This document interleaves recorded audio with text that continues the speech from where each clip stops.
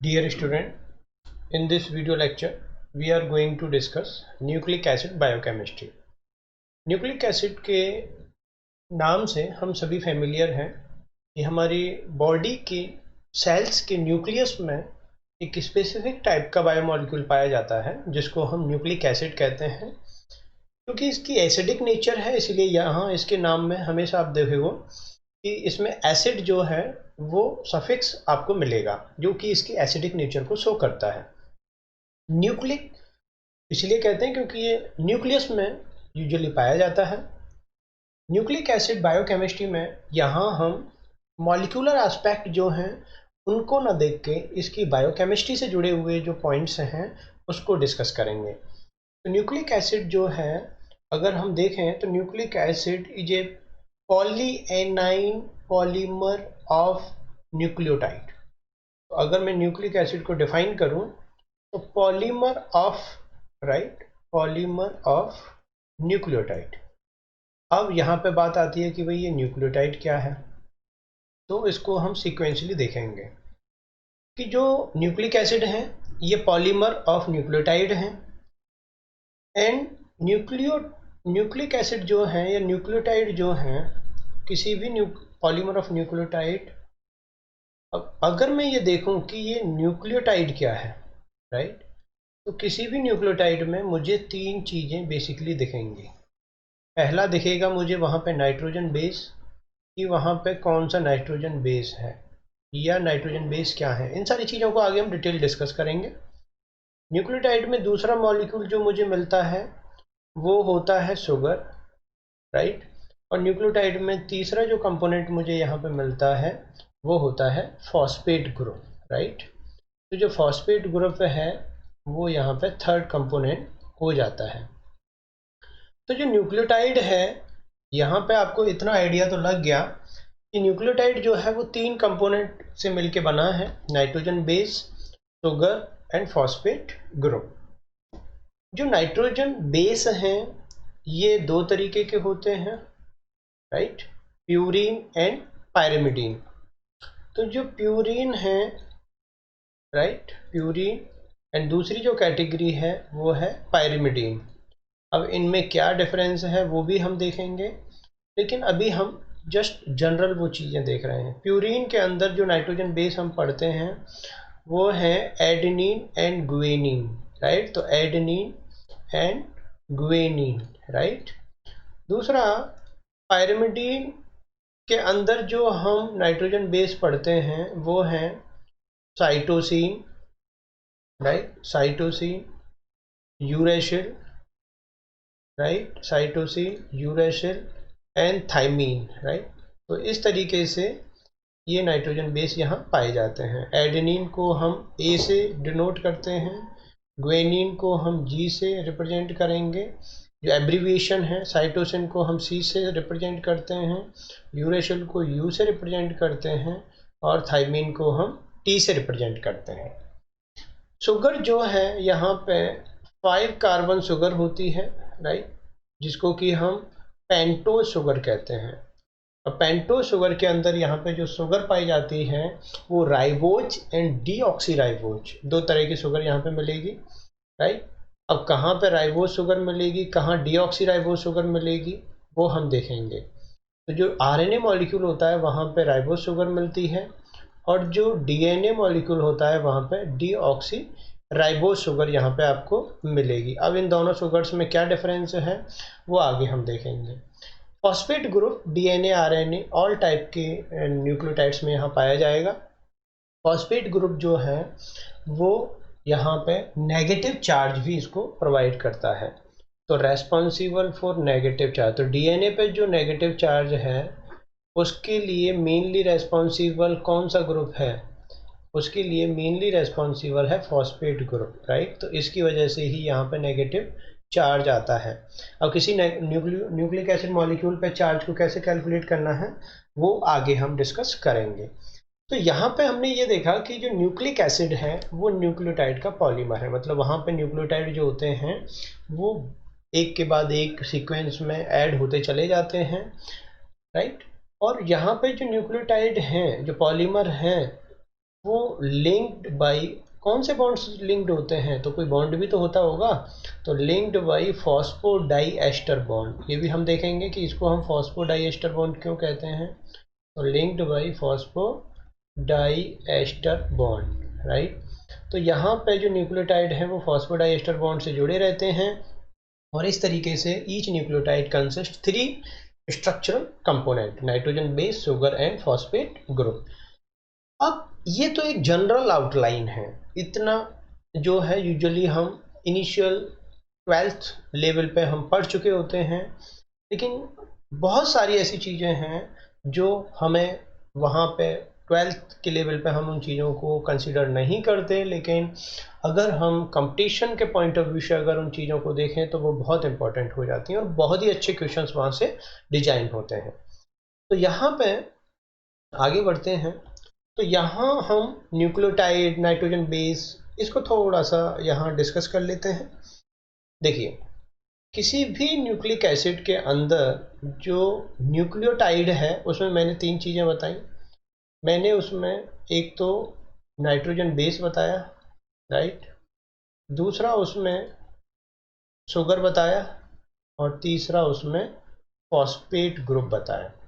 तो किसी भी न्यूक्लियोटाइड में नाइट्रोजन बेस मिलेगा, शुगर मिलेगा और फॉस्फेट ग्रुप मिलेगा। आप जब भी किसी न्यूक्लियोटाइड को डिस्कस करते हो तो यहाँ पे आपको एक चीज़ हमेशा ध्यान रखनी है कि जब भी यहाँ पे एक नाइट्रोजन जो बेस है वो हमेशा शुगर मॉलिक्यूल के साथ बाइंड रहता है, और जब भी नाइट्रोजन बेस शुगर मॉलिक्यूल के साथ बाइंड रहेगा इसको हम कहते हैं न्यूक्लियोसाइड। क्या कहेंगे, न्यूक्लियोसाइड। यहाँ पे फॉस्फेट ग्रुप नहीं होता। देखिए यहाँ इस डायग्राम में देखिए, शुगर प्लस नाइट्रोजन बेस ये दोनों जब पाए जा रहे हैं तो इतने वाले पार्ट को इसने क्या बोला है, इसने न्यूक्लियोसाइड कहा है। अब जब भी आप यहाँ न्यूक्लियोसाइड के साथ फॉस्फेट ग्रुप ऐड कर देते हो तो फॉस्फेट ग्रुप ऐड होने के बाद अब ये न्यूक्लियोसाइड नहीं रहा है, अब ये क्या कहलाएगा, न्यूक्लियोटाइड कहलाएगा। तो nucleoside plus phosphate group is known as nucleotide, right. तो न्यूक्लियोटाइड और न्यूक्लियोसाइड इनमें एक कंसेप्चुअल डिफरेंस होता है। अब यहाँ पे फॉस्फेट ग्रुप एक भी हो सकता है, 2 भी हो सकते हैं, 3 भी हो सकते हैं। अगर एक ही फॉस्फेट ग्रुप है तो इसको कहेंगे, अगर फॉस्फेट ग्रुप एक है तो अगर फॉस्फेट ग्रुप की संख्या 1 है तो उसको कहेंगे हम न्यूक्लियोटाइड मोनोफॉस्फेट। अगर यहाँ पर फॉस्फेट ग्रुप की संख्या 2 है तो उसको कहेंगे न्यूक्लियोसाइड डाईफॉस्फेट, राइट। अगर फॉस्फेट ग्रुप की संख्या 3 है तो इसको कहेंगे न्यूक्लियोसाइड ट्राईफॉस्फेट, राइट। तो इस तरीके से इनको नाम दिया जाता है कि न्यूक्लियोसाइड है और उसके साथ कितने फॉस्फेट हैं वही इनका नाम होता है।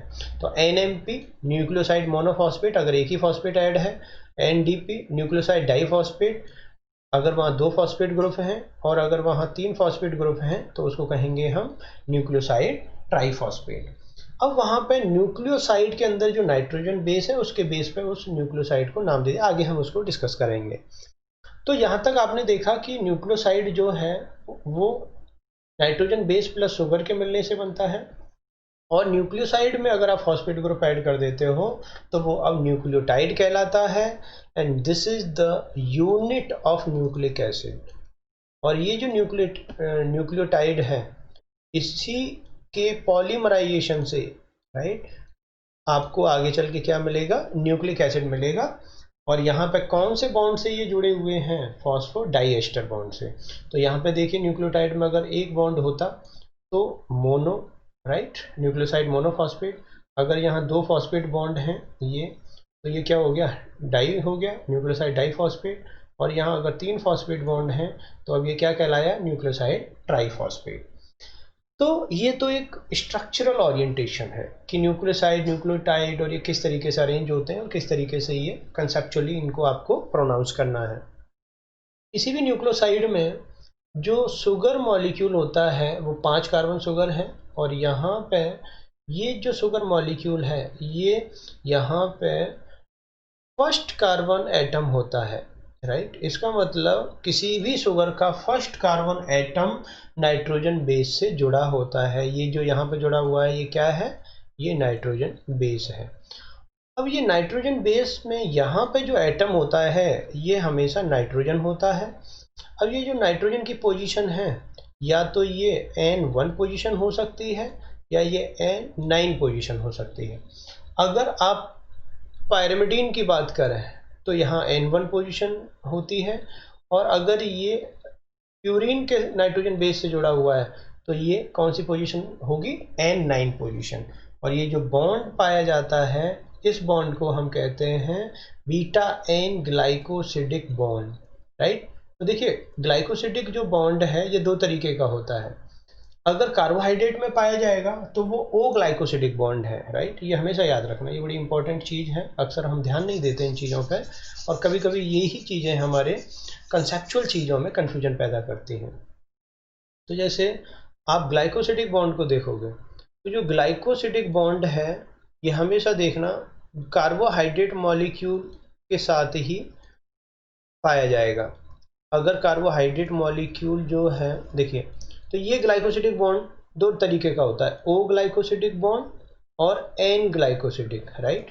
तो जो ओ ग्लाइकोसिडिक है और एन ग्लाइकोसिडिक है उसमें बेसिकली डिफरेंस है, राइट। तो अगर ओ ग्लाइकोसिडिक, जैसे आपने ओलिगोसैकेराइड पढ़े थे प्रीवियस वीडियो लेक्चर्स में, तो वहाँ पे आपने देखा होगा मैंने बार बार ओ ग्लाइकोसिडिक बॉन्ड की बात की है, राइट। तो इसका मतलब अगर वहाँ पे ऑक्सीजन के साथ बॉन्ड बन रहा है तो वो ओ ग्लाइकोसिडिक बॉन्ड है। ये कहाँ पाया जाएगा, ये ओलिगोसैकेराइड में। पॉलीसैकेराइड में जो पाया जाता है वो ओ ग्लाइकोसिडिक बॉन्ड है।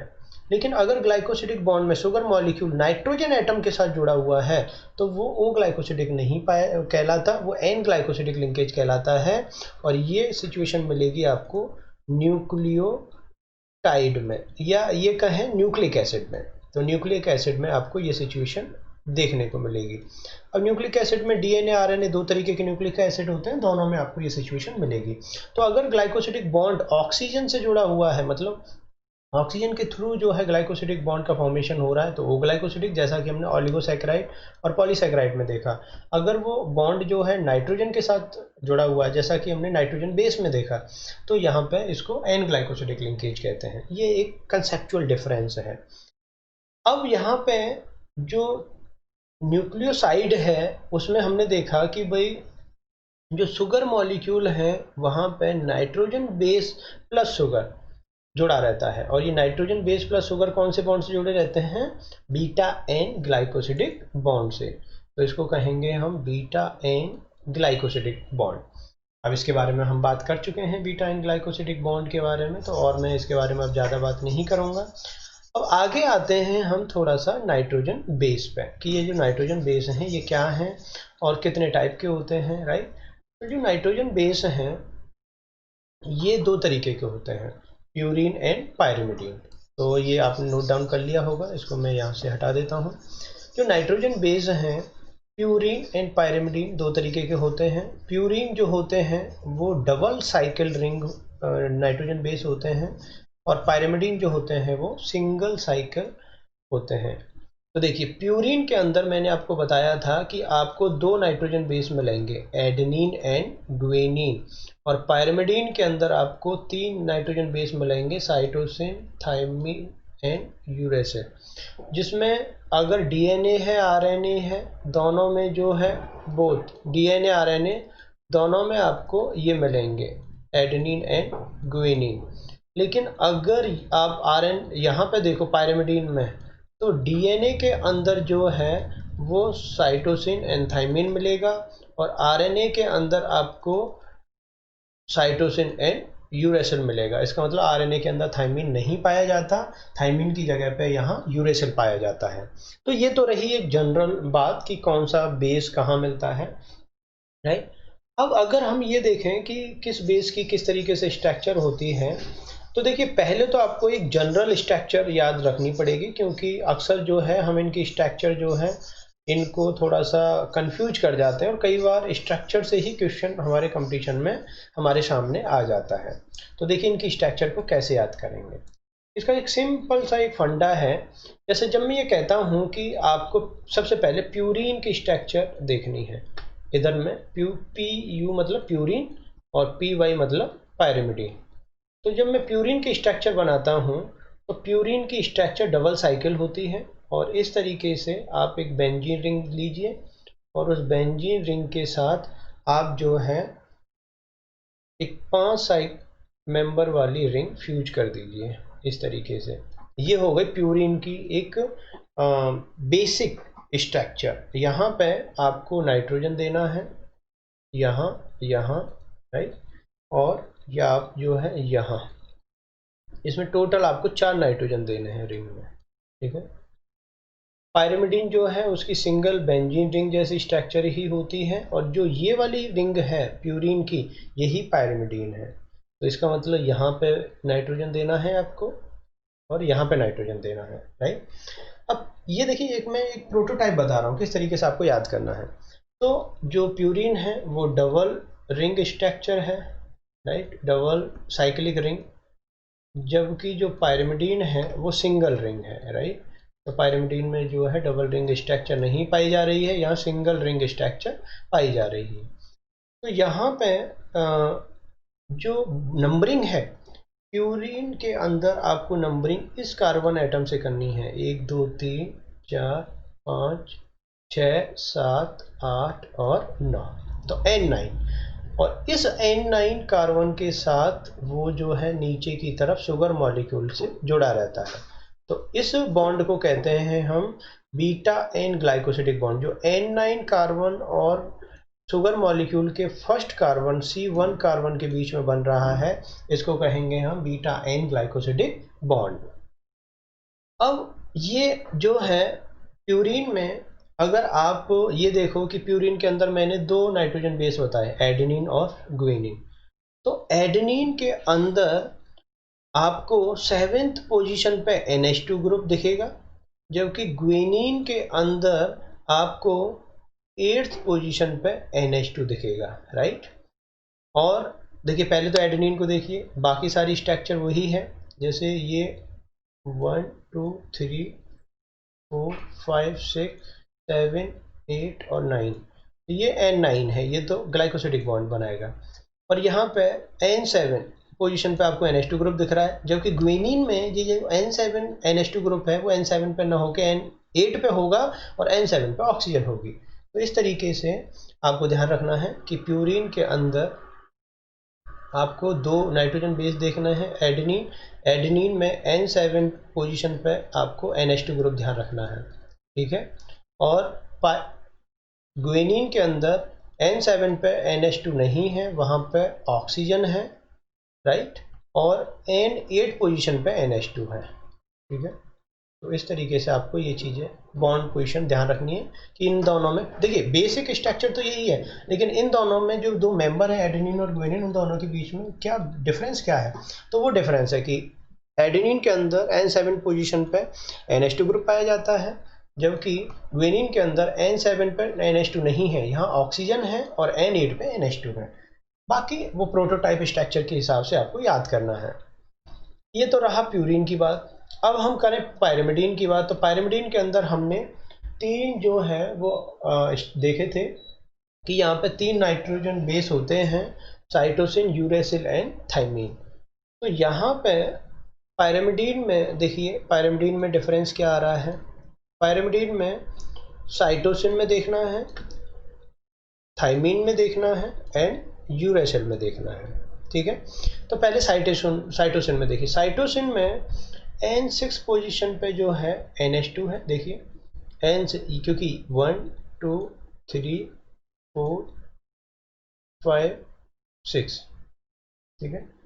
तो इस, हाँ ठीक है, सॉरी ये थोड़ा सा यहाँ पे हमने नंबरिंग गलत कर दी है। ये नंबरिंग जो है पायरिमिडीन के अंदर जो नंबरिंग है वो यहाँ से शुरू होती है, 1 2 3 4 5 6। प्यूरिन में हम नंबरिंग कहाँ से कर रहे हैं, इस वाले नाइट्रोजन एटम से, जबकि पायरिमिडीन में हम इस वाले, और यहीं से ये शुगर मॉलिक्यूल से जुड़ा रहता है बीटा एन ग्लाइकोसिडिक बॉन्ड के थ्रू, और वहाँ पे भी सेम C1 एटम, शुगर का जो C1 एटम है उससे ये जुड़ा रहेगा N1, ठीक है। तो पायरिमिडीन में जो N1 एटम है उससे शुगर मॉलिक्यूल जुड़ा हुआ है, और प्यूरिन में N9 एटम है उससे शुगर मॉलिक्यूल जुड़ा हुआ है। अब यहाँ ये तो रही नंबरिंग, पायरिमिडीन में नंबरिंग 1 2 3 4 5 6। अब यहाँ पे मेंबर्स के बीच में डिफरेंस क्या है, तो आप जब साइटोसिन में देखोगे तो साइटोसिन में ये 4th पोजीशन है, यहाँ से 1 2 3 4 5 6, तो यहाँ पे 5th पोजीशन पे आपको क्या मिल रहा है, NH2 मिल रहा है, राइट। और यहाँ पे जो प्रोटोटाइप स्ट्रक्चर में एक चीज़ और याद रखनी है, जो 6th पोजीशन है सारे पायरिमिडीन मॉलिक्यूल में वहाँ पे आपको ऑक्सीजन दिखेगा, ठीक है। तो ये तो सब में कॉमन है। तो यहाँ पे साइटोसिन में आपको 5th कार्बन पे क्या दिखा, NH2 ग्रुप दिखा। अब थाइमीन में देखिए, थाइमीन में 5th पोजीशन पे आपको NH2 नहीं दिखा, यहाँ 5th कार्बन पे आपको क्या दिखा, ऑक्सीजन दिखा, राइट। तो यहाँ पे ये डिफरेंस आ गया।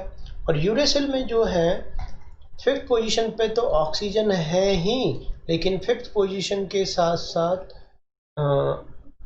देखिए ये जो है 5th पोजीशन, थाइमीन में 5th पोजीशन पे ऑक्सीजन था, यूरेसिल में भी 5th पोजीशन पे ऑक्सीजन है। देखिए ये रहा थाइमीन और ये रहा यूरेसिल, दोनों में 5th पोजीशन पे ऑक्सीजन है। लेकिन एक डिफरेंस और है, थाइमीन में जो 4th पोजीशन है वहाँ पे मिथाइल ग्रुप भी पाया जाता है, जबकि यूरेशियल में ये मिथाइल ग्रुप नहीं है। तो ये थोड़ा सा यहाँ पे हल्का सा डिफरेंस है कि थाइमीन और यूरेशियल में। तो इस तरीके से आपको ये बॉन्डिंग पोजीशन ध्यान रखनी है। बाकी जो प्रोटोटाइप के थ्रू जिस तरीके से याद करना है वो मैंने यहाँ पे आपको बता दिया है कि डबल साइक्लिक रिंग स्ट्रक्चर है, आपको प्यूरिन में इस तरीके से याद करना है, पायरिमिडीन में इस तरीके से याद करना है। प्यूरिन एंड पायरिमिडीन दोनों में जो इनका नंबरिंग पैटर्न है वो डिफ़र है। इसको थोड़ा सा और यहाँ पे हम एक्सप्लोर करते हैं। देखिए यहाँ पे अगर मैं DNA की बात करूँ तो DNA में यहाँ पे मुझे जो शुगर मिलती है वो डीऑक्सीराइबो शुगर मिलती है, और RNA में जो है मुझे राइबो शुगर मिलती है। तो डीऑक्सीराइबोज, तो डीऑक्सी का मतलब होता है एक ऑक्सीजन की कमी। तो 2 प्राइम पोजीशन पे जो OH ग्रुप है वो यहाँ नहीं पाया जाता, लैक ऑफ OH है एट 2 प्राइम पोजीशन। और यहाँ पे जो RNA है उसमें राइबो शुगर पाया जाता है, और यहाँ पे 2 प्राइम पोजीशन पे OH पाया जाता है, ठीक है। यहाँ पे आप एक चीज़ और ध्यान रखें, और वो आप नोट भी कर रहे होंगे कि नाइट्रोजन बेस में जो नंबरिंग दी गई है उसमें कोई भी प्राइम न्यूमेरिकल डिजिट के ऊपर इस तरीके से, जैसे प्राइम कहते हैं, जैसे मैं अगर ये लिख रहा हूँ 5 और मैं इसको यूँ भी लिख सकता हूँ, तो ये तो सिर्फ 5 है, ये 5 प्राइम है। तो अब क्वेश्चन ये उठता है कि शुगर की जो नंबरिंग की जा रही है न्यूक्लिक एसिड के अंदर, तो इस नंबरिंग में प्राइम वर्ड यूज क्यों करते हैं, प्राइम का जो साइन है वो क्यों दिया गया है, इसका कोई तो मतलब होगा। बहुत एक सीरियस मतलब इम्पोर्टेंट जो है इसका एक मतलब है। देखिए यहाँ पे जब भी आप न्यूक्लिक एसिड में नंबरिंग की बात करते हैं तो 2 मॉलिक्यूल हैं जिनकी नंबरिंग आपके सामने कर रहे होते हो, एक तो नाइट्रोजन बेस की नंबरिंग कर रहे होते हो और एक शुगर मॉलिक्यूल की नंबरिंग कर रहे होते हो। अगर मैं ये लिख देता हूँ C5 एटम, राइट, कि भाई C5 जो एटम है इसके साथ NH2 ग्रुप जुड़ा हुआ है, या जो C5 एटम है ये रिएक्शन में भाग ले रहा है फॉर एग्जांपल, तो यहाँ पे अब रीडर के सामने कंफ्यूजन ये है कि जो C5 एटम है वो किसका, वो तो नाइट्रोजन बेस का भी हो सकता है और शुगर का भी हो सकता है। तो वैज्ञानिकों ने इसी कंफ्यूजन को दूर करने के लिए यहाँ शुगर की नंबरिंग में प्राइम सफिक्स यूज किया है। तो अगर मैं लिखता हूँ C5 एटम इट मीन्स ये माना जाएगा कि ये नाइट्रोजन बेस के एटम की बात हो रही है, राइट, कि ये किसके बारे में बात कर रहा है, नाइट्रोजन बेस के बारे में बात कर रहा है। लेकिन अगर वो लिख रहा है C5 प्राइम एटम, तो अब वो वहाँ पे कोई कॉन्फ्यूजन नहीं करेगा और वो इमीडिएटली ये समझ जाएगा कि यहाँ पे जो एटम की बात हो रही है वो किसका एटम है, वो शुगर एटम मॉलिक्यूल के एटम के बारे में बात कर रहा है, राइट। तो इसका मतलब कि नाइट्रोजन बेस और शुगर मॉलिक्यूल के बीच में डिफरेंस करने के लिए ये प्राइम जो सफिक्स है वो यूज किया जाता है, राइट। ये बहुत बड़ा इंपॉर्टेंट एक कन्फ्यूजन है। तो यहाँ पे आपने देखा ये नंबरिंग प्यूरिन पायरिमिडीन, ये जैसे यहाँ पे जो है ये पायरिमिडीन मॉलिक्यूल है और ये जो मॉलिक्यूल लगा हुआ है ये प्यूरिन मॉलिक्यूल है। अब इनकी नंबरिंग मैं आपको वहाँ सिखा चुका हूँ, राइट। ये सारे डिफरेंस भी हम वहाँ डिस्कस कर चुके हैं। जैसे यहाँ मिथाइल है तो ये थाइमीन है, पायरिमिडीन में भी ये क्या है, थाइमीन है। और यहाँ पे NH2 है तो ये क्या है, N6 पोजीशन पे मैंने एडेनिन में NH2 दिखाया था। तो आप ये पोजीशन देख के ही आप इमीडिएटली समझ जाते हो।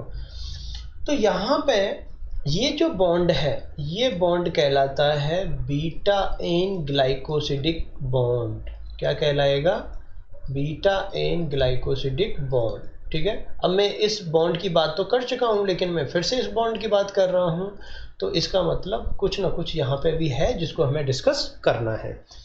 तो देखिए जब भी मैं इस नाइट्रोजन बेस के साथ, जैसे यहाँ पे प्यूरिन के अंदर N9 एटम के साथ वो जुड़ा हुआ है, तो यहाँ आपने देखा होगा कि जो ये प्यूरिन और पायरिमिडीन है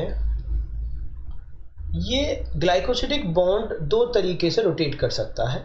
या तो वो नाइट्रोजन बेस इसी फॉर्म में रहेगा, अगर नाइट्रोजन बेस इसी फॉर्म में है तो नाइट्रोजन बेस की यहाँ पे आपको ग्लाइकोसिडिक बॉन्ड के बेस पे नाइट्रोजन बेस के दो ओरिएंटेशन पॉसिबल हैं, क्योंकि ग्लाइकोसिडिक बॉन्ड रोटेशन दिखाता है।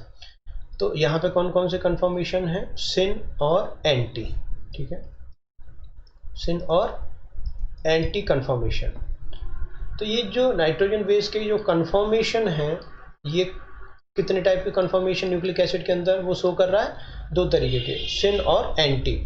तो देखिए सिन का क्या मतलब है, सिन का मतलब होता है कि अभी जैसे यहाँ पे सिन का मतलब दो रेस्पेक्ट में होगा, आप प्यूरिन के रेस्पेक्ट में देख रहे हो और पायरिमिडीन के रेस्पेक्ट में देख रहे हो, और इसका जस्ट अपोजिट ऑफ सिन क्या हो जाएगा, एंटी, ठीक है। तो अपोजिट ऑफ सिन एंटी हो जाएगा। तो इसका मतलब कि आपको एंटी को अलग से बहुत याद नहीं रखना, बस सिन को याद रखो। अगर आप प्यूरिन की बात करते हो तो इसका मतलब इस पोजीशन में जैसे प्यूरिन अभी बना हुआ है तो ग्लाइकोसिडिक बॉन्ड जो है अगर यहाँ पे इस तरीके से जो प्यूरिन की दोनों रिंग हैं वो अगर ग्लाइकोसिडिक बॉन्ड के लेफ्ट साइड में है तो ये सिन है। इसका मतलब ये कौन सा कन्फर्मेशन है, सिन है। और अगर ग्लाइकोसिडिक बॉन्ड रोटेट कर जाए तो रोटेट करने के कारण, राइट, अगर ग्लाइकोसिडिक बॉन्ड रोटेट करता है तो ये जो पूरी स्ट्रक्चर है ये उठ के इधर की तरफ आ जाएगी, तो उस कन्फर्मेशन को क्या कहेंगे, एंटी। तो यहाँ पे जिस तरीके से अभी जो मॉलिक्यूल दिखाया हुआ है ये सिन कन्फर्मेशन है, राइट। और अगर ये 360 डिग्री ये beta N glycosidic bond rotate कर जाए और 180 घूम जाए तो ये घूमने के बाद इधर की तरफ आ जाएगा, राइट। तो दोनों साइकिल की जो रिंग है वो अब राइट साइड में आ गई हैं, राइट साइड में अब जब आ जाएंगी तो उसको हम एंटी कन्फर्मेशन कहते हैं। तो ये तो रहा प्यूरिन के केस में। जो N2 पोजीशन पे, या फिर अगर हम एटॉमिक की बात करें तो जो N3 एटम है, राइट, N3 एटम अगर लेफ्ट साइड में है तो सिन, और अगर राइट साइड में है बीटा एन ग्लाइकोसिडिक लिंकेज के तो वो क्या हो जाएगा, एंटी, राइट। तो ये तो रहा यहाँ पे आपके इसके रेस्पेक्ट में, प्यूरिन के रेस्पेक्ट में। अगर मैं इस बात को पायरिमिडीन के रेस्पेक्ट में करूँ तो देखिए पायरिमिडीन के रेस्पेक्ट में क्या होगा, अगर N3 एटम, राइट, जैसे मैं आप जो है एक ही एटम को फिक्स कर लिया N3, राइट। तो N3 जो एटम है वो प्यूरिन के केस में अगर लेफ्ट साइड में था सिन, राइट साइड में होता है तो एंटी, राइट। वैसे ही पायरिमिडीन का जो N3 है वो अगर राइट साइड लेफ्ट साइड है तो सिन, और अगर ये बॉन्ड रोटेट कर जाए और ये 180 रोटेट करने के बाद ये एटम इधर आ जाए, इधर रिफ्लेक्ट होने लगे, तो ये क्या हो जाएगा, एंटी कन्फर्मेशन हो जाएगा। तो इस तरीके से बीटा एन ग्लाइकोसिडिक बॉन्ड के रोटेशन से नाइट्रोजन बेस के दो कन्फर्मेशंस आपको यहाँ मिलते हैं, सिन कन्फर्मेशन और एंटी कन्फर्मेशन। सिन कन्फर्मेशन में जो N3 एटम है वो बीटा एन ग्लाइकोसिडिक बॉन्ड के लेफ्ट साइड में होता है, जब लेफ्ट साइड बोले तो दिस वे लेफ्ट, और एंटी कन्फर्मेशन में बीटा एन ग्लाइकोसिडिक बॉन्ड के राइट साइड में वो मॉलिक नाइट्रोजन बेस का N3 एटम पाया जाता है। अब वही पायरिमिडीन के केस में भी अगर हम N3 को देखें तो अगर वो बीटा एन ग्लाइकोसिडिक लिंकेज, जैसे ये बीटा एन ग्लाइकोसिडिक लिंकेज है, तो इसका लेफ्ट साइड तो ये हो गया, तो इसके लेफ्ट साइड में अगर वो पाया जा रहा है तो सिन, और अगर ये 180 रोटेट कर जाए और 180 रोटेट करने के बाद ये किधर आ जाए, इधर, तो ये क्या हो जाएगा, एंटी। तो ये राइट साइड आ गई और राइट साइड में आते ही इसको क्या बोलेंगे, एंटी कन्फर्मेशन। तो कन्फर्मेशन जो है कि कभी भी कन्फर्मेशन जो है वहाँ कन्फर्मेशन बनने के लिए, फॉर्म होने के लिए बॉन्ड नहीं तोड़ना पड़ता, और बीटा एन ग्लाइकोसिडिक बॉन्ड के रोटेशन से नाइट्रोजन बेस के दो कन्फर्मेशन आपको यहाँ पे पॉसिबल होते हैं, और ये कन्फर्मेशन कौन कौन से होते हैं, सिन और एंटी, राइट। और ये बड़ा इंपॉर्टेंट है। और मोस्टली जो डीएनए होता है, मोस्टली डीएनए में एंटी कन्फर्मेशन पाया जाता है, ठीक है। मोस्टली डीएनए ना कह के मुझे यहाँ पे न्यूक्लिक एसिड टर्म यूज करना चाहिए कि मोस्टली न्यूक्लिक एसिड में आपको कौन सा कंफर्म मिलेगा, anti conformation present in nucleic acid. मतलब न्यूक्लिक एसिड में आपको जनरल वे में जो है वो आपको कौन सा कंफर्मेशन मिलेगा, एंटी कन्फर्मेशन, ठीक है। तो यहाँ पे ये चीज़ें थोड़ा सा ध्यान रखने की हैं। यहाँ जो नाइट्रोजन बेस हैं ये प्लेनर स्ट्रक्चर है, बिल्कुल एक ही प्लेन में सारे एटम पाए जाते हैं, ये सारे प्लेनर स्ट्रक्चर हैं, ये ध्यान रखना है। जबकि शुगर मॉलिक्यूल जो है वो प्लेनर स्ट्रक्चर नहीं है। अब इसको हम आगे देखेंगे कि इसका क्या मतलब है। नाइट्रोजन जो बेस हैं वो प्लेनर स्ट्रक्चर हैं, तो उससे, और अगर शुगर मॉलिक्यूल जो हैं वो नॉन प्लेनर स्ट्रक्चर हैं, तो उससे आगे क्या फ़र्क पड़ रहा है उसको हम आगे देखेंगे। शुगर पकरिंग में हम उसको पढ़ेंगे कि शुगर पकरिंग क्या है। लेकिन वहाँ आगे बढ़ने से पहले हम थोड़ा देख लेते हैं कि इनकी नंबरिंग कैसे की जाती है। देखिए यहाँ पे न्यूक्लियोसाइड और न्यूक्लियोटाइड दोनों की नंबरिंग जो है अलग अलग तरीके से होती है। जैसे 4 नाइट्रोजन बेस होते हैं आरएनए में, एडेनिन, गुआनिन, साइटोसिन और यूरेशिल। तो अगर नाइट्रोजन बेस एडेनिन पाया जाता है तो वहाँ उस न्यूक्लियोसाइड को बोलते हैं एडिनोसिन, गुआनोसिन, राइट। और अगर वहाँ पे साइटोसिन और यूरेसिल पाए जा रहे हैं तो वहाँ न्यूक्लियोसाइड को बोलेंगे साइटिडीन, यूरिडीन। अब इसको याद कैसे किया जाए, तो देखिए न्यूक्लियोसाइड में अगर आपको प्यूरीन का नाइट्रोजन बेस यूज हो रहा है, न्यूक्लियोसाइड के अंदर आप किसका नाइट्रोजन बेस यूज कर रहे हो, प्यूरीन का, तो वहाँ पे जो सफिक्स लगाना है वो सीन लगाना है। जैसे अगर आप एडेनिन यूज कर रहे हैं तो एडिनोसिन, राइट, तो ये सफिक्स लगेगा, और शीन लगा के ओशिन, ये सफिक्स लगाना, ओशिन सफिक्स लगाना है। और ग्वेनिन अगर यूज कर रहे हो तो ग्वेनोसिन, राइट। तो इस तरीके से यहाँ पे जो न्यूक्लियोसाइड के नाम बने वो क्या बने, एडिनोसिन और ग्वेनोसिन। तो अगर न्यूक्लियोसाइड में आप नाइट्रोजन जो बेस है वो किसका ले रहे हो, प्यूरीन का, तो वहाँ पे नाइट्रोजन बेस अगर प्यूरीन से आ रहा है तो वहाँ पे आपको जो सफिक्स यूज करना है वो कौन सा सफिक्स यूज करोगे, ओशिन सफिक्स यूज करोगे। वैसे ही अगर आप न्यूक्लियोसाइड के अंदर प्यूरीन ना लेके क्या यूज कर रहे हो, पायरिमिडीन जो है, आप पायरिमिडीन नाइट्रोजन बेस यूज कर रहे हो। पायरिमिडीन नाइट्रोजन बेस में जो है आपके कौन कौन से नाइट्रोजन बेस आते हैं, साइटोसिन, यूरेसिल और थाइमिडीन। तो यहाँ पे आपको इडीन जो है सफिक्स यूज करना है, क्या, इडीन। ये थोड़ा सा ध्यान रखने वाली चीज़ है, इडीन, IDINE, इडीन सफिक्स। तो जो इडीन सफिक्स है वो आप यहाँ पे यूज करोगे। जैसे अगर जैसे साइटोसिन है तो साइटिडीन, अगर यूरेसिल है तो यूरिडीन, थाइमीन है तो थाइमिडीन, राइट। तो जैसे देखो आरएनए के अंदर साइटोसिन है तो साइटिडीन, यूरेशिल है तो यूरिडीन, तो ये सफिक्स आपको पायरिमिडीन के अंदर यूज करना है, इडीन सफिक्स। तो न्यूक्लियोसाइड की नोमेनक्लेचर इस तरीके से करनी है। अब अगर आप ये न्यूक्लियोसाइड डीएनए के अंदर देखो तो डीएनए में चूंकि सेकंड पोजीशन पे 2 प्राइम पोजीशन पे OH ग्रुप नहीं पाया जाता, ऑक्सीजन नहीं पाई जाती, एक ऑक्सीजन कम होती है, तो इसलिए यहाँ पे आपको चाहे वो न्यूक्लियोसाइड का नाम हो चाहे न्यूक्लियोटाइड का नाम हो, आपको उनके नाम से पहले डीऑक्सी वर्ड यूज करना है। बाकी सारी चीज़ें आरएनए के नोमेनक्लेचर के हिसाब से ही होंगी। जैसे एडेनिन है तो डीऑक्सी एडेनोसिन, अगर ये एडेनिन आरएनए में होता तो हम इसको क्या नाम दे रहे थे, एडेनोसिन, लेकिन अब डीएनए में है तो आपको शुगर की कंडीशन को भी यहाँ रिफ्लेक्ट करना है। तो डीऑक्सी अगर डीएनए में है तो डीऑक्सी, आरएनए में है तो आपको डीऑक्सी प्रीफिक्स यूज नहीं करना है। ग्वेनिन है तो अगर ये ग्वेनिन आरएनए में होता तो क्या बोलते हैं इसको, ग्वेनोशीन, यहाँ भी हम वही बोल रहे हैं ग्वेनोशीन, लेकिन उससे पहले डीऑक्सी वर्ड लग गया है। साइटोसिन अगर आरएनए में होता तो क्या बोल रहे थे, साइटिडीन, आरएनए में भी हम वही बोल रहे हैं साइटिडीन, लेकिन यहाँ पे उससे पहले क्या लगा देना है, डीऑक्सी, जो कि ये रिफ्लेक्ट करता है कि ये न्यूक्लियोसाइड आरएनए में ना पढ़ के कहाँ पढ़ा जा रहा है, डीएनए में पढ़ा जा रहा है।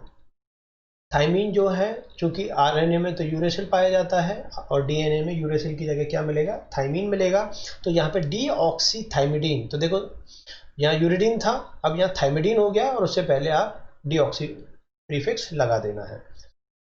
न्यूक्लियोटाइड जो है वो न्यूक्लियोसाइड प्लस फॉस्फेट, न्यूक्लियोटाइड का जो कंपोजिशन है वो क्या होता है कि भाई यहाँ पे न्यूक्लियोसाइड जो होता है उसके अंदर क्या बाइंड हो गया है, उसके अंदर फॉस्फेट बाइंड हो गया है, तो बस न्यूक्लियोसाइड के नाम के साथ ही आप उस फॉस्फेट को ऐड कर दो।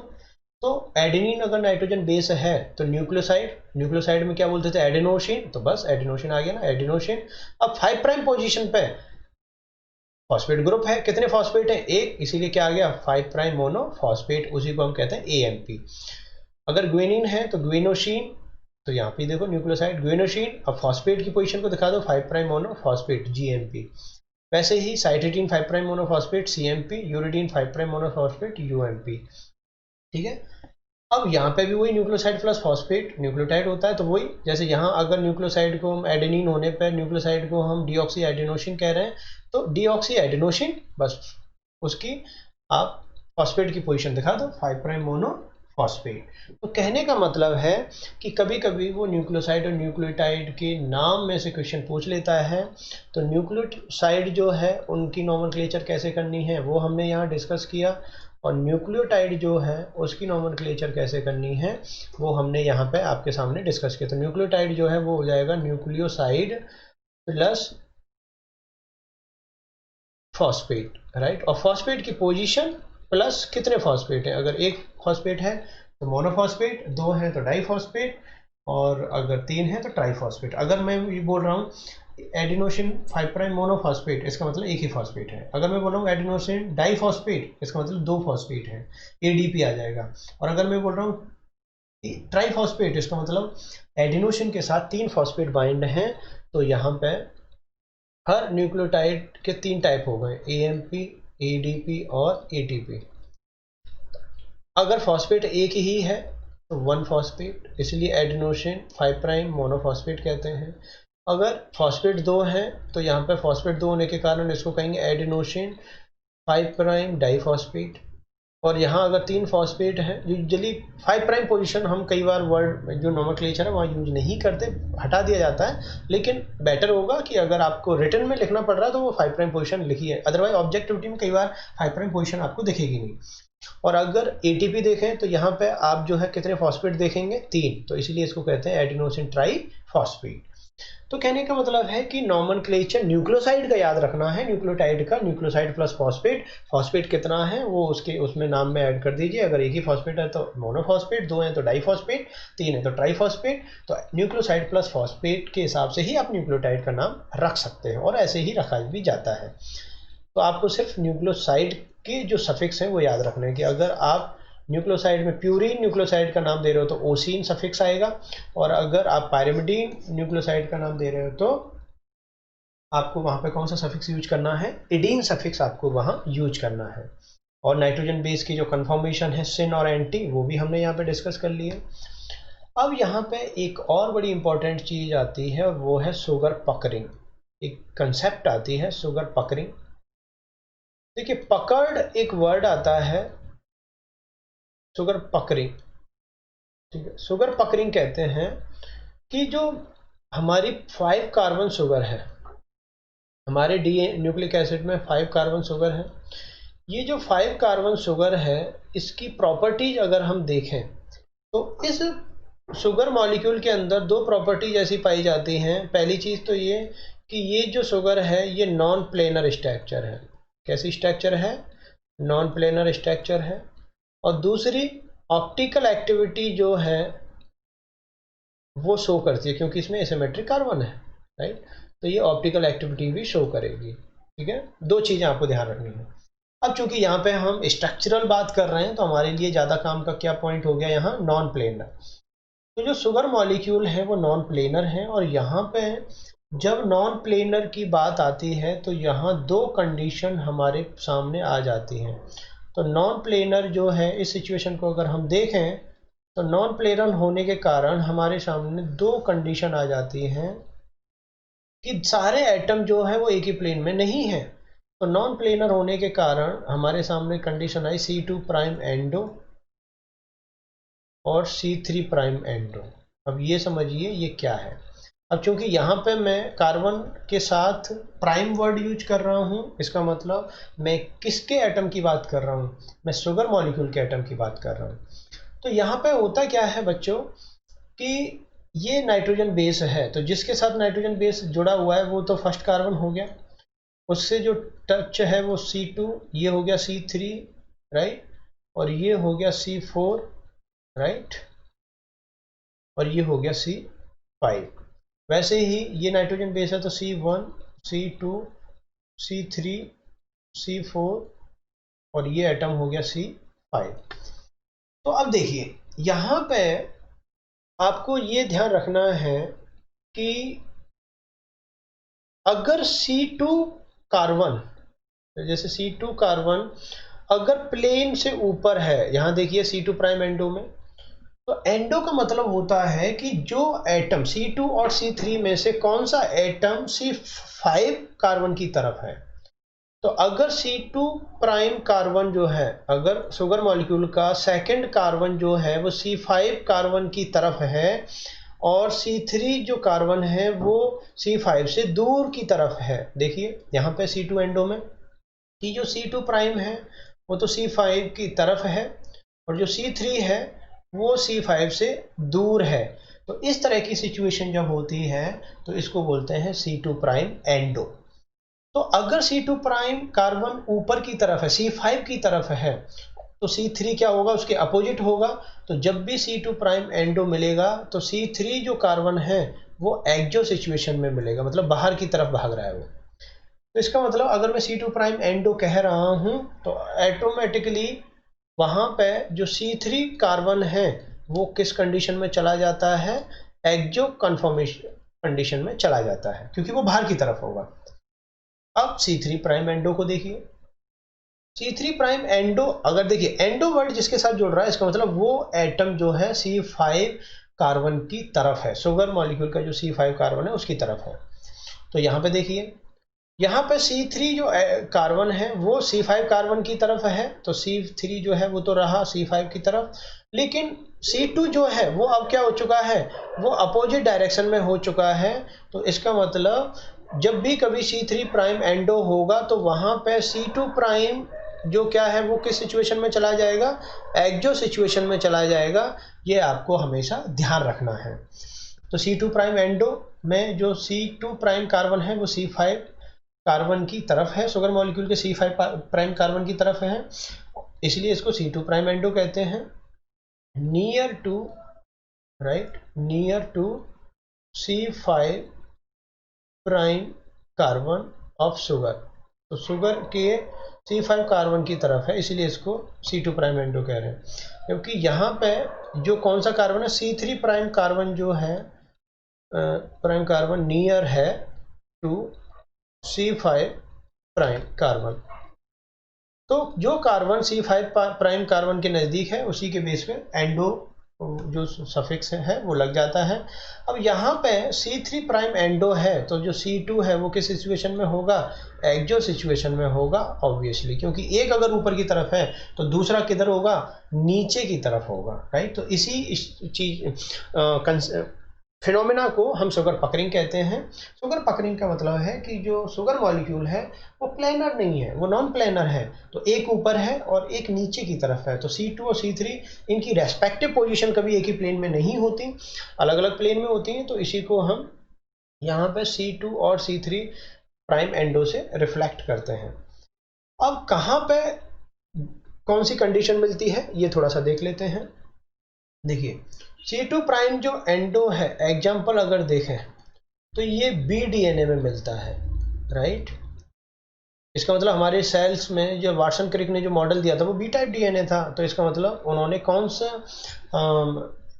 उनके DNA में कौन सी कंडीशन शुगर पकरिंग की पाई गई, C2 प्राइम एंडो। और यहाँ पर C3 प्राइम जो एंडो है ये A DNA में पाया जाता है। आपको ये हमेशा ध्यान रखना है, ये बहुत इंपॉर्टेंट है, पूछ लिया जाता है। इसका मतलब DNA में C2 प्राइम एंडो भी मिल रहा है और C3 प्राइम एंडो भी मिल रहा है। इसका मतलब आप एक पॉइंट नोट डाउन कर लो कि both endo condition present in DNA, मतलब DNA में आपको दोनों कंडीशन मिलेंगी, both endo condition present in DNA, मतलब DNA में तो आपको दोनों मिलेंगी, राइट। वाइल, लेकिन ये इंपॉर्टेंट है अगली लाइन, वाइल लेकिन C3 prime endo only present in RNA। लेकिन अगर हम RNA की बात करें तो यहाँ पे आपको सिर्फ कौन सी कंडीशन मिलेगी, C3 प्राइम एंडो मिलेगी। ये बहुत इंपॉर्टेंट है, आपको ध्यान रखना है, राइट। तो और DNA में भी मैंने ये यहाँ स्पेसिफिक कर दिया है कि अगर आप B टाइप के DNA की बात कर रहे हो तो C2 प्राइम एंडो कंडीशन मिलती है। इसका मतलब कि C2 प्राइम कार्बन जो है वो C5 प्राइम कार्बन की तरफ होता है और C3 अपोजिट डायरेक्शन में होता है, नीचे की तरफ होता है। जबकि इस A DNA की बात करें तो यहाँ पे जो है C3 प्राइम एंडो कंडीशन मिलती है। C3 प्राइम एंडो कंडीशन में जो C3 एटम है शुगर मॉलिक्यूल का, C3 प्राइम एटम वो C5 प्राइम कार्बन की तरफ मिलेगा और C2 जो कार्बन है वो प्लेन से नीचे की तरफ आपको दिखेगा। तो कहने का मतलब है कि आपको शुगर पकरिंग में इस तरीके से कई चीज़ों को ध्यान रखना है। बहुत इंपॉर्टेंट ये एस्पेक्ट्स हैं, कई बार यहाँ से क्वेश्चंस बन जाते हैं। अब यहाँ पे थोड़ा सा हम ये देखते हैं कि कोई भी जो मॉलिक्यूल होता है, जैसे नाइट्रोजन बेस है, तो नाइट्रोजन बेस को लेके अभी कुछ और ऐसी चीज़ें हैं जो जहाँ से कई बार क्वेश्चन आ जाते हैं। तो नाइट्रोजन बेस को थोड़ा सा यहाँ पे और डिस्कस कर लेते हैं कि नाइट्रोजन जो बेस हैं, देखिए नाइट्रोजन जो बेस हैं ये एक हेट्रोसाइक्लिक रिंग होती है, इनकी प्लेनर रिंग होती है, राइट। तो पहली बात तो ये कि नाइट्रोजन बेस जो होते हैं वो हेट्रोसाइक्लिक होते हैं।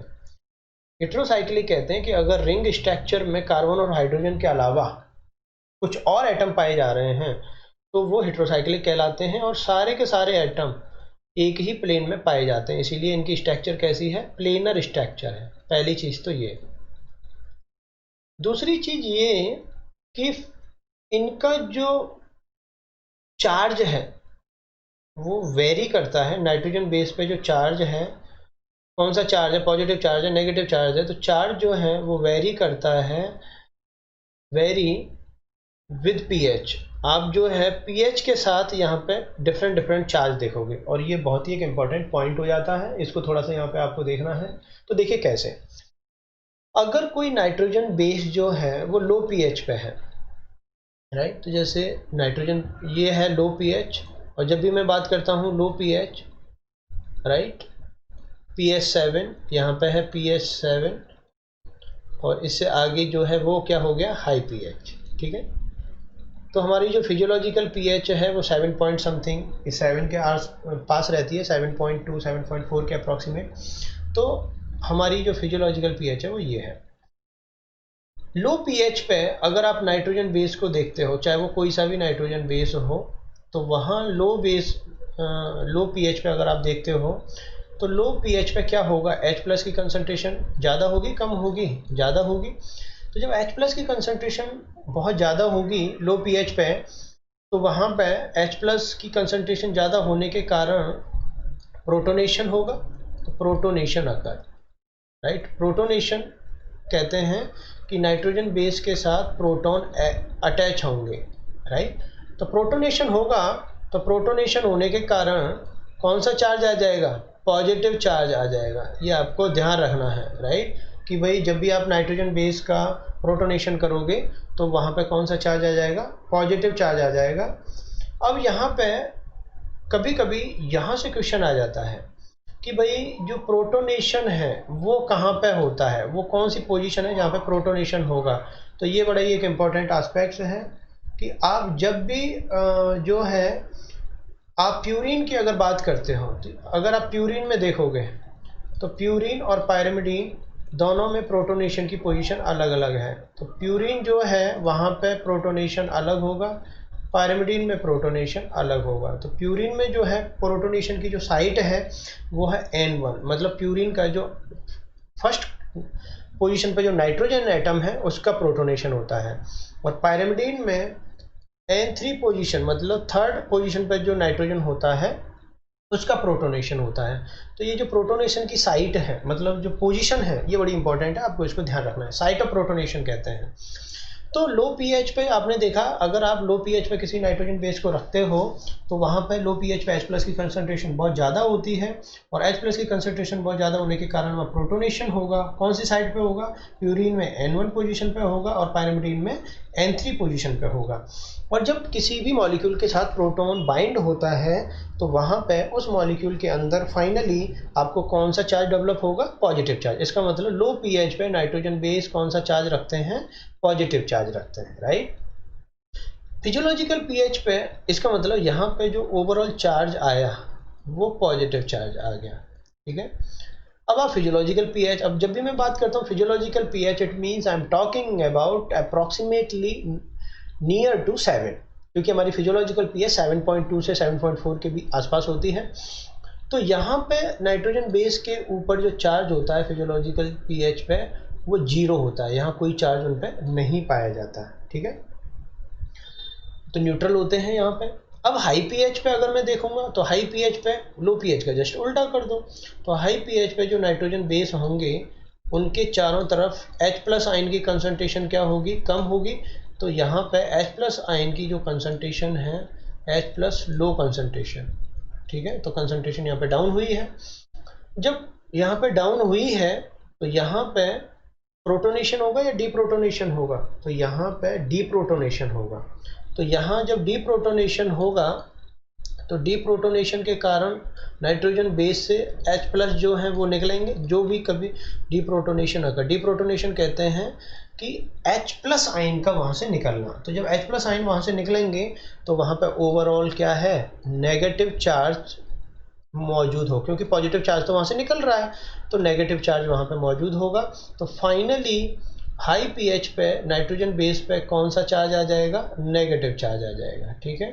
तो यहाँ पे पॉजिटिव चार्ज आ रहा है, यहाँ पे नेगेटिव चार्ज आ रहा है, तो आपको इसको ध्यान रखना है, ठीक है।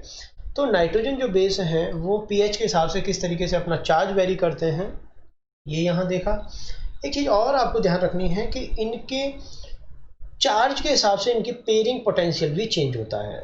जैसे मैं अगर ये कहूँ कि फिजियोलॉजिकल पीएच पे एडेनिन जो है वो थाइमिन के साथ बॉन्ड बना रहा है, तो ज़रूरी नहीं है कि वेरी लो पीएच पे एडेनिन जो है वो थाइमिन के साथ उतनी ही स्ट्रॉन्ग पोटेंशियल के साथ बॉन्ड बनाए जितना वो फिजियोलॉजिकल पीएच पे बना रहा था। हो सकता है एडेनिन थाइमिन से बॉन्ड ना बनाए, किसी और से बना ले, और ये भी हो सकता है कि वो बना तो थाइमिन के साथ ही रहा है हाइड्रोजन बॉन्ड, लेकिन उनकी स्ट्रेंथ चेंज हो चुकी है, अब उतना मजबूत नहीं रहा है या और मजबूत हो गया, कुछ भी हो सकता है।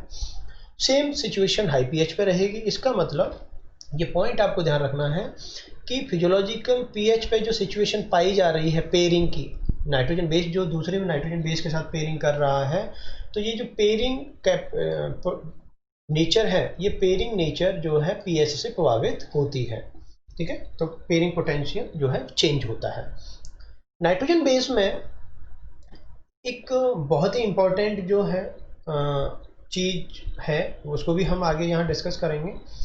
डीएमिनेशन, मैं नाइट्रोजन बेस से जुड़ी जो भी चीज़ें उनको यहाँ पे डिस्कस कर रहा हूँ। तो सेकंड जो चीज़ है नाइट्रोजन बेस से जुड़ी वो है डीएमिनेशन, राइट। तो डीएमिनेशन कहते हैं कि किसी भी नाइट्रोजन बेस से एमिनो ग्रुप का निकल जाना, डीएमिनेशन। तो डीएमिनेशन जो प्रोडक्ट होते हैं ये बहुत ज़्यादा रोल प्ले करते हैं म्यूटेशन में। बहुत सारे ऐसे कंपाउंड होते हैं, म्यूटेजेंस होते हैं जो NH2 ग्रुप को नाइट्रोजन बेस से रिमूव कर देते हैं in the form of ammonia.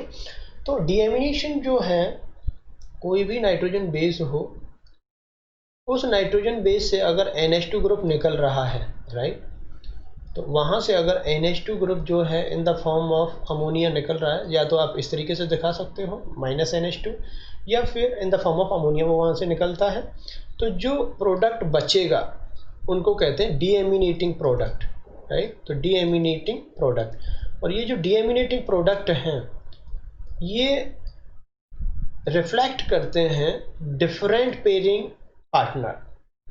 ये रिप्रेजेंट या फॉलो, यहाँ पे अभी इस शब्द को समझना होगा ये क्या कह रहा है।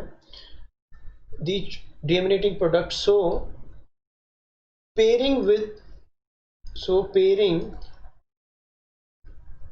विद डिफरेंट नाइट्रोजन बेस, इसको हम समझेंगे यहाँ पे ये क्या कहना चाह रहा है, विद डिफरेंट नाइट्रोजन बेस। तो देखिए पहले तो हम ये देखते हैं कि किस नाइट्रोजन बेस का डीएमिनेटिंग प्रोडक्ट क्या है, मतलब वो डीएमिनेशन के बाद क्या प्रोडक्ट बना रहा है और वो प्रोडक्ट फिर किसके साथ पेयरिंग कर रहा है। तो इस तरीके से आप इन चीज़ों को देखिए। यहाँ पे अगर मैं शुरू करता हूँ एडेनिन से, तो जैसे हम प्यूरिन में बात करें तो एडेनिन, तो देखिए यहाँ पे अब मैं बार बार फुल फॉर्म नहीं लिखता, मैं सीधा जो है एब्रीविएशन पे आता हूँ। तो यहाँ पे adenine, right, guanine, right, cytosine, uracil and thymine, ठीक है। ये इस तरीके से 5 नाइट्रोजन बेस हैं। अगर एडेनिन, देखिए यहाँ से NH2 ग्रुप निकल रहा है, इसका मतलब डीएमिनेशन हो रहा है, इन 5 से NH2 ग्रुप निकल रहा है। तो एडेनिन से अगर डीएमिनेशन होता है तो जो कंपाउंड बनता है उसको बोलते हैं हाइपोजेंथिन। क्या बोलते हैं? हाइपोजेंथिन।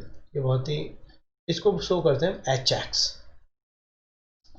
और अगर ग्वेनिन से NH2 ग्रुप निकलता है, राइट, मैं यहाँ शो नहीं कर रहा, NH2 निकल रहा है सबसे, उससे बनेगा जैंथिन। ये आपको ध्यान रखना है, जैंथिन। ये हमारा जो यूरिया साइकिल होता है, एपोजेंथिन, जैंथिन, ये वहाँ बहुत पढ़ोगे आप इनको। उसके बाद जो साइटोसिन है, साइटोसिन से अगर NH2 ग्रुप निकल जाए तो वो कन्वर्ट हो जाता है यूरेशिल में, और इसको हम शो करते हैं U से। यूरेशिल नाइट्रोजन बेस ही है।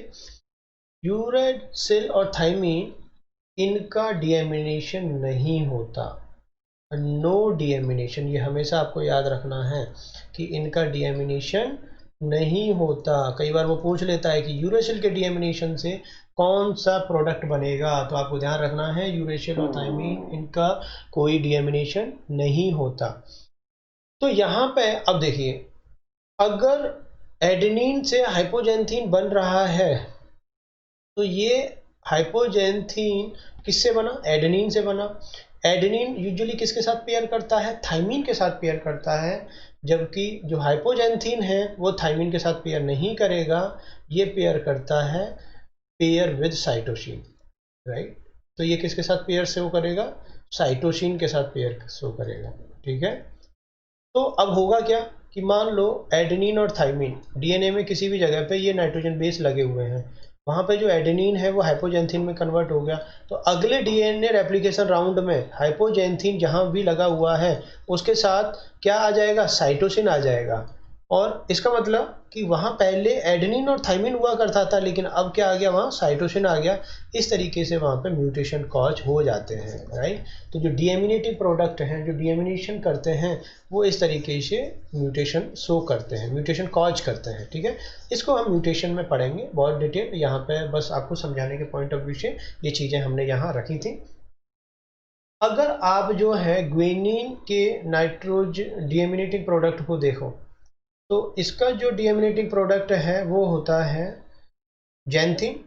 और जो जैंथिन है जैंथीन में आप देखोगे कि यूजुअली जो है जैंथीन किससे बना है, ग्वेनिन से। ग्वेनिन किसके साथ पेयर करता है, ग्वेनिन पेयर करता है साइटोसिन के साथ। नो पेयर, इसका मतलब जो जैंथीन है ये तो पेयर ही नहीं करता। इसका मतलब कहीं भी अगर ग्वेनिन था, ग्वेनिन और साइटोसिन थे डीएनए में, और वहाँ पे जो ग्वेनिन था वो जो है वो जैंथीन में कन्वर्ट हो गया, तो जैंथीन जो है वो अगले राउंड में किसी के साथ पेयर नहीं करेगा, वो जगह खाली रह जाएगी और इस तरीके से वहाँ पे म्यूटेशन कॉज हो जाएगा। तो देखिए ये जैंथीन जो है वो इस तरीके से म्यूटेशन कॉज करता है, राइट। यूरेसिल जो है, साइटोसिन जो है वो यूरेसिल में कन्वर्ट हो रहा है, तो यूरेसिल जो है वो पेयर करेगा, लेकिन वो एडेनिन के साथ पेयर करता है। और चूंकि एडेनिन जो है बेस पेयरिंग तो यहाँ भी चेंज होगी, ठीक है। तो यहाँ पे जो है ये pair with adenine, pair with adenine, pair with A, ठीक है। यूरेसिल और थाइमिन जो है वो डीएमिनेशन कर ही नहीं रहे हैं, तो ये जो है जब यहाँ डीएमिनेशन नहीं हो रहा, तो यहाँ किसी भी तरीके का नो पॉइंट म्यूटेशन, यहाँ किसी भी तरीके का पॉइंट म्यूटेशन होने की संभावना as compare to other nitrogen base कम है, ठीक है। तो ये थोड़ा सा यहाँ पे आपको ध्यान रखना है, ठीक है। कई बार जो है दो कंपाउंड हैं, उनके नाम को लेके आपके सामने क्वेश्चन आ जाता है कि अगर वो, देखिए यूजुअली साइटोसिन के डीएमिनेशन से क्या बनता है, यूरेसिल, लेकिन अगर वो साइटोसिन ना देके वो क्या बोलते हैं, वो 5 पोजीशन पे 5 मिथाइल साइटोसिन अगर लिख रहा है, तो 5 मिथाइल साइटोसिन से फिर यूरेसिल नहीं बनेगा, क्योंकि 5th पोजीशन पे अगर मिथाइल ग्रुप ऐड हो गया है, तो देखिए साइटोसिन तो यूरेसिल ही बनाएगा, लेकिन उसने 5th पोजीशन पे क्या ऐड कर रखा है, मिथाइल ग्रुप ऐड कर रखा है, तो 5th मिथाइल यूरेसिल ही थाइमिन होता है। ये आपको ध्यान रखना है कि अगर डीएमिनेशन साइटोसिन का हो रहा है तो यूरेसिल बनेगा, लेकिन अगर 5 मिथाइल साइटोसिन का पूछ रहा है तो वहां पे यूरेसिल ना बन के क्या बनेगा, थाइमीन बनेगा। ये ध्यान रखना है, पहला तो ये। दूसरा एडेनिन है, ये तो एडेनिन है, लेकिन अगर उसने पूछा एडिनोसिन, तो एडिनोसिन जो है वो एक नाइट्रोजन बेस नहीं है, ये क्या है, एक न्यूक्लियोसाइड है। और इस न्यूक्लियोसाइड के अंदर दो चीजें हैं, एडेनिन नाइट्रोजन बेस है प्लस शुगर है, 5 कार्बन शुगर यहाँ पे मौजूद है।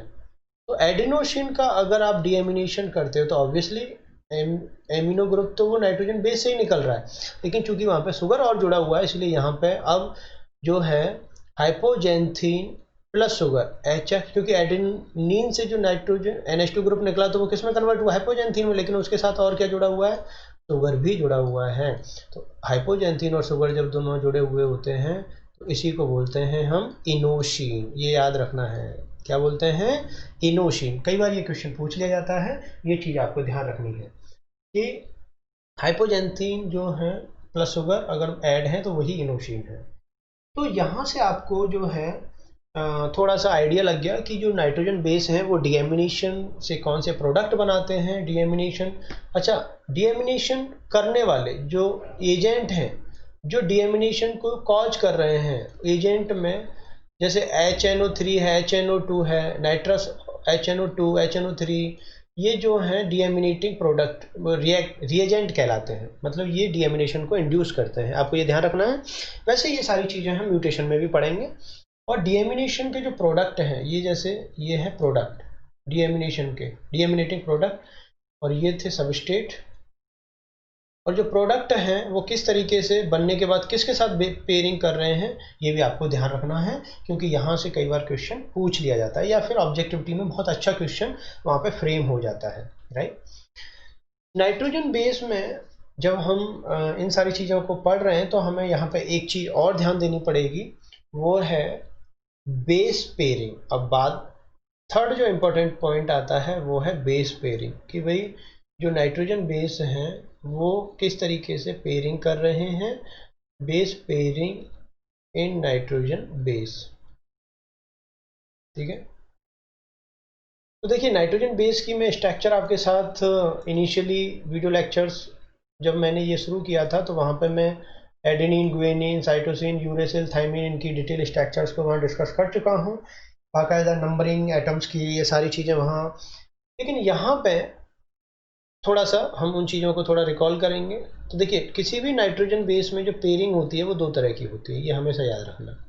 पेयरिंग इन नाइट्रोजन बेस, तो जो पेयरिंग है वो दो तरह की है। पहली कहलाती है वॉटसन क्रिक पेयरिंग या स्टैंडर्ड बेस पेयरिंग, राइट। तो स्टैंडर्ड बेस पेयरिंग, ठीक है। तो स्टैंडर्ड बेस पेयरिंग या Watson Crick base pairing, usually standard word बहुत ज़्यादा यूज नहीं होता, वॉटसन क्रिक बेस पेयरिंग बहुत ज़्यादा वर्ड यूज होता है, ठीक है। और दूसरा होता है नॉन स्टैंडर्ड या नॉन वॉटसन क्रिक। तो नॉन स्टैंडर्ड या non Watson Crick base pairing, non Watson Crick base pairing, right. तो देखिए, यहाँ पे आपको ये चीज़ याद रखनी है कि अगर एडेनिन जो है वो थाइमीन के साथ बॉन्ड बना रहा है, दो हाइड्रोजन बॉन्ड, और साइटोसिन जो है वो ग्वेनिन के साथ तीन हाइड्रोजन बॉन्ड बना रहा है, तो इस तरीके की अगर पेयरिंग पाई जा रही है तो इसको हम कहते हैं स्टैंडर्ड या वॉटसन क्रिक बेस पेयरिंग। क्योंकि वॉटसन और क्रिक ने जो डीएनए मॉडल प्रपोज किया था उसमें जो पेयरिंग प्रपोज की थी वो ये वाली पेयरिंग थी, जिसमें उन्होंने बताया था कि एडेनिन जो है वो हमेशा थाइमीन के साथ बॉन्ड बना के पाया जाता है और साइटोसिन हमेशा ग्वेनिन के साथ। लेकिन अपार्ट फ्रॉम दिस, अगर एडेनिन जो है वो थाइमीन के साथ बॉन्ड ना बना के किसके साथ बना ले, साइटोसिन के साथ बना ले, या जो ग्वेनिन है वो यूजुअली बनाता है साइटोसिन से लेकिन वो थाइमीन के साथ बना ले, राइट। या फिर इस तरीके की अगर बॉन्डिंग पाई जा रही है तो इसको क्या कहेंगे, नॉन स्टैंडर्ड या non Watson Crick base pairing. आपको ये याद रखने की ज़रूरत ही नहीं है, आप सीधा ये याद रखिए कि जहाँ पे स्टैंडर्ड बेस पेयरिंग के अलावा बाकी कोई भी कॉम्बिनेशन अगर मिल रहा है तो वो नॉन स्टैंडर्ड या non Watson Crick base pairing कहलाती है, ठीक है। अब यहाँ पे आप ये देखिए कि ये जो पेयरिंग है स्टैंडर्ड, अब हमें नॉन स्टैंडर्ड या non Watson Crick base pairing को ज़्यादा ध्यान नहीं देना। अब आते हैं हम स्टैंडर्ड बेस पेयरिंग पे। देखिए, यहाँ पे ये जो बॉन्ड दिखाते हैं हम, ये हाइड्रोजन बॉन्ड्स होते हैं, ठीक है। और सबसे ज़्यादा हाइड्रोजन बॉन्ड्स पाए जाते हैं साइटोसिन और ग्वेनिन के बीच में, ठीक है। और एडेनिन और थाइमीन के बीच में जो है वो दो हाइड्रोजन बॉन्ड पाए जाते हैं इस तरीके से। तो यहाँ पे आपको इनकी पोजीशन भी ध्यान रखनी है कि यहाँ पे जो हाइड्रोजन बॉन्ड बन रहे हैं इसमें प्यूरिन का कौन सा एटम भाग ले रहा है और पायरिमिडीन का कौन सा एटम भाग ले रहा है। लेकिन अब इसको याद कैसे रखें, तो देखिए आपको क्या रखना है, आप इस तरीके से याद कीजिए, प्यूरिन और पायरिमिडीन, इधर लिख दीजिए 612432, ठीक है। ये ट्रिक है, ये क्या हो गई, ट्रिक हो गई। अब इसको अप्लाई कैसे करना है, जैसे मैं बोल रहा हूँ कि एडेनिन और थाइमीन के बीच में दो हाइड्रोजन बॉन्ड हैं, तो एडेनिन क्या है, प्यूरिन है, थाइमिन क्या है, पायरिमिडीन है। इसका मतलब कि इसका जो ऊपर वाला बॉन्ड है ये 6 4 1 3, क्योंकि पहली जो पोजीशन है ये दूसरा बॉन्ड, ये तीसरे हाइड्रोजन बॉन्ड की पोजीशन है। तो देखिए 6 का मतलब है कि पहला जो हाइड्रोजन बॉन्ड है वो प्यूरिन के 6 एटम और पायरिमिडीन के 4th एटम के बीच में बन रहा है।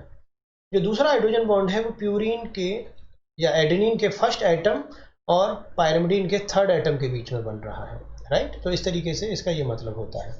लेकिन मान लो उसने जो है ये ना पूछ के उसने जो है कुछ और पूछ लिया, साइटोसिन और ग्वेनिन के बीच में जो है उसने पूछ लिया कि साइटोसिन और ग्वेनिन में कौन कौन से एटम जो है प्यूरिन और पायरिमिडीन के भाग ले रहे हैं। तो यहाँ पे देखिए, पहला जो हाइड्रोजन बॉन्ड है उसकी पोजीशन क्या थी, साइटोसिन जो है, देखिए यहाँ पे इसको ऐसे लिख लीजिए, ग्वेनिन और साइटोसिन, क्योंकि पहले हमने पोजीशन किसकी लिखी हुई है, प्यूरिन की लिखी हुई है। तो प्यूरिन, ग्वेनिन क्या है, प्यूरिन है, तो पहले हाइड्रोजन बॉन्ड की पोजीशन क्या हो गई, 6, और इधर पायरिमिडीन में 4। तो आप ऐसे लिख दीजिए 612432। इसका मतलब पहला जो हाइड्रोजन बॉन्ड है वो 6 और 4th एटम के बीच में बन रहा है, 6 एटम ग्वेनिन का, 4th एटम साइटोसिन का। जो सेकंड हाइड्रोजन बॉन्ड है वो फर्स्ट एटम ग्वेनिन का और थर्ड एटम साइटोसिन के बीच में बन रहा है, और जो थर्ड हाइड्रोजन बॉन्ड है वो दोनों ही प्यूरिन और पाइरिमिडिन में सेकंड नंबर का जो एटम होता है वो वहाँ पे उसके फॉर्मेशन में भाग लेता है। तो इस तरीके से ये हाइड्रोजन बॉन्ड की जो ये पोजीशन है ये आपको याद रखनी है 612 432। सीधा ये ट्रिक है, मतलब आपको ये ट्रिक याद रखनी है, ठीक है। तो ये बहुत इंपॉर्टेंट भी है। तो ये जो है पहला हाइड्रोजन बॉन्ड, दूसरा हाइड्रोजन बॉन्ड और तीसरा हाइड्रोजन। पहले हाइड्रोजन बॉन्ड की पोजीशन प्यूरिन में 6 4 1 3 2 2। तो आपको ऐसे भी याद कर सकते हो, मैं ऐसे याद करता हूँ 612 432। 612 किसकी है? प्यूरिन की। 432 किसकी है? पाइरिमिडिन की, ठीक है। अब जो है ये जो बेस पेयरिंग है ये थोड़ी सी चेंज भी हो सकती है, राइट। लेकिन उसको पढ़ने से पहले आपको ये देखना पड़ेगा कि ये जो नाइट्रोजन बेस हैं यहाँ पे ये दो फॉर्म में पाए जाते हैं, राइट। तो जो नाइट्रोजन बेस हैं आपको ये याद रखना है, नाइट्रोजन बेस। देखिए जब मैं स्ट्रक्चर याद आपको पढ़ा रहा था स्टार्टिंग में इस वीडियो लेक्चर्स में, तो आपने देखा नाइट्रोजन बेस में NH2 ग्रुप भी पाया जाता है और बहुत सारे नाइट्रोजन बेस में डबल बॉन्ड O भी पाया जाता है। तो NH2 ग्रुप जो है वो इसको कहते हैं एमिनो, और ये जो है डबल बॉन्ड NH अगर इसमें कन्वर्ट हो जाता है तो इसको कहते हैं इमीनो, राइट। O जो है वो ऐसे भी बन सकता है, ये है कीटो ग्रुप और ये है इनॉल फॉर्म। तो ये है एमिनो, इमीनो, कीटो और इनॉल। इसका मतलब कि जो नाइट्रोजन बेस जिनमें NH2 ग्रुप पाया जाता है, इसका मतलब वो एमिनो फॉर्म में पाए जाते हैं। वो टॉटोमराइजेशन एक कंसेप्ट है केमिस्ट्री में, टॉटोमराइजेशन की टॉटोमराइजेशन कहते हैं कि जो H+ है वो अगर ट्रांसफ़र हो, हाइड्रोजन का अगर एक्सचेंज हो रहा है तो हाइड्रोजन के एक्सचेंज के कारण जो है वहाँ पे कि एमिनो फॉर्म इमिनो में कन्वर्ट हो सकती है और कीटो फॉर्म इनॉल में कन्वर्ट हो सकती है, इनॉल फॉर्म कीटो में कन्वर्ट हो सकती है, वैसे ही इमिनो फॉर्म एमिनो, मतलब ये दोनों फॉर्म एक दूसरे में इंटर कन्वर्ट हो सकती हैं। केमिस्ट्री में यूजुअली हम इन चीज़ों को पढ़ते हैं, टॉटोमराइजेशन जो है वो यहाँ पाई जाती है।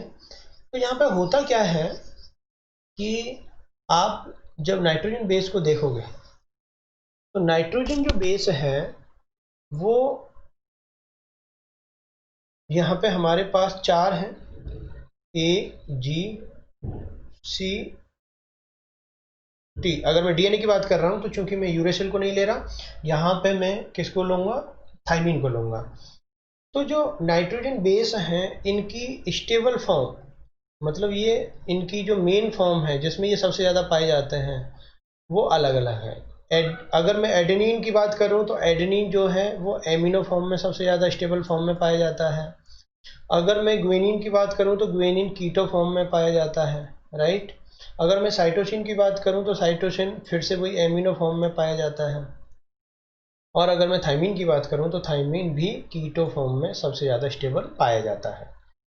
अब जो स्टेबल फॉर्म है वो कभी कभी H+ के एक्सचेंज के कारण किसी दूसरी फॉर्म में भी कन्वर्ट हो सकता है। तो अनस्टेबल जो फॉर्म है वो क्या होगी? अगर एमिनो फॉर्म स्टेबल है तो अगर मैं इस एमिनो फॉर्म से देखिए एमिनो कहते हैं NH2, अगर यहाँ से एक हाइड्रोजन निकाल दूँ तो ये डबल बॉन्ड NH में कन्वर्ट हो जाएगा, उसको कहते हैं इमीनो फॉर्म। और इमीनो फॉर्म जो है वो बहुत ज़्यादा यहाँ नहीं मिलती और वो जो है इसकी अनस्टेबल फॉर्म होती है इस तरीके से। कीटो फॉर्म जो है अगर यहाँ कीटो फॉर्म कहते हैं इस तरीके से, राइट, C+O। अगर इसको एक H दे दें तो ये इनॉल फॉर्म में कन्वर्ट हो जाएगा, कीटो फॉर्म जो है वो इनॉल फॉर्म में हो जाएगा और वो इस तरीके से रिफ्लेक्ट होगा। यहाँ पे वही की एमिनो इमीनो, राइट, और कीटो जो है वो इनॉल फॉर्म। इसका मतलब कि एडेनिन जो है वो सबसे ज़्यादा स्टेबल फॉर्म किस में मिलेगा? एमिनो फॉर्म में, NH2 ग्रुप वहाँ होगा, लेकिन कभी कभी वो इमिनो फॉर्म में कन्वर्ट हो जाता है।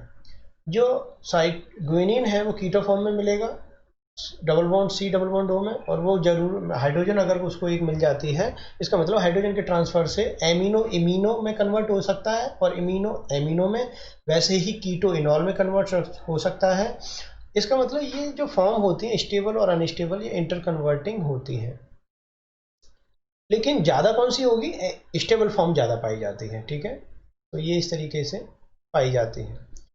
और ये सारी की सारी घटनाएं जो हैं वो हाइड्रोजन के एक्सचेंज के कारण हो रही हैं। ठीक है, तो हाइड्रोजन के एक्सचेंज के कारण हाइड्रोजन निकलेगा या ऐड होगा, वो कुछ भी हो सकता है, वो देखना पड़ेगा आप एमिनो की बात कर रहे हो या इम्यूनो की।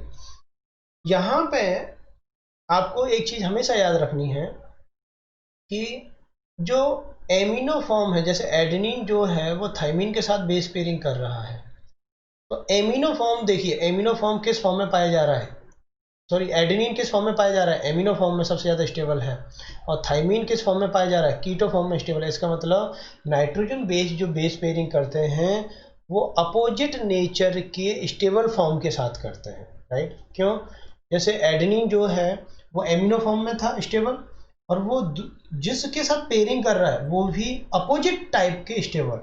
तो देखिए, अब वो बोलोगे कि सर फिर यहाँ तो वो ग्वेनिन के साथ भी कर सकता था। ग्वेनिन के साथ इसलिए नहीं की उसने क्योंकि ग्वेनिन एक प्यूरिन ही है, जबकि पेस पेयरिंग हमेशा प्यूरिन और पायरिमिडीन के बीच में पाई जाती है। तो अब इसके पास चॉइस किसकी बचती है, सिर्फ थाइमीन की बचती है। वैसे ही ग्वेनिन जो है वो किसके साथ पेयरिंग करता है, ग्वेनिन बेस पेयरिंग करता है साइटोसिन के साथ।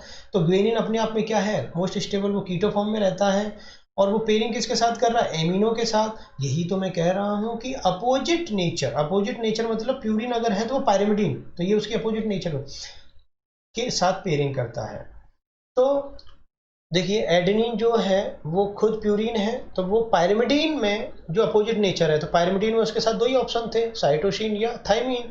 साइटोसिन तो एमिनो फॉर्म में है, लेकिन वो एमिनो के साथ नहीं कर सकता क्योंकि वो अपोजिट नेचर के साथ पेयरिंग करता है, तो उसके साथ किसके साथ करेगा, वो थाइमिन के साथ। इसलिए एडेनिन किसके साथ पेयर करता है, थाइमिन के साथ। वैसे ही ग्वेनिन किस में पाया जाता है, कीटो फॉर्म में। अब कीटो फॉर्म के अलावा अपोजिट फॉर्म कौन सी हुई, एमिनो फॉर्म। एमिनो फॉर्म दो के पास ही पाई जाती है, एडेनिन और साइटोसिन के पास। अब एडेनिन के साथ तो इसलिए पेयर नहीं कर सकता क्योंकि वो प्यूरिन ही है, तो उसके साथ चॉइस क्या बची, साइटोसिन। इसीलिए ग्वेनिन किसके साथ पेयर करता है, साइटोसिन के साथ। ठीक है, जरूरी नहीं है कि एडेनिन एमिनो फॉर्म में थाइमिन के साथ कर रहा है तो वो इम्यूनो फॉर्म में भी थाइमिन के साथ करे। Most of the nitrogen base जो होते हैं वो अनस्टेबल फॉर्म में किसी और नाइट्रोजन बेस के साथ पेयरिंग करते हैं। तो इसका मतलब आपको ये भी याद रखना है कि नाइट्रोजन बेस की जो बेस पेयरिंग है वो टॉटोमराइजेशन, इस प्रोसेस को क्या कह रहे हैं, टॉटोमराइजेशन के कारण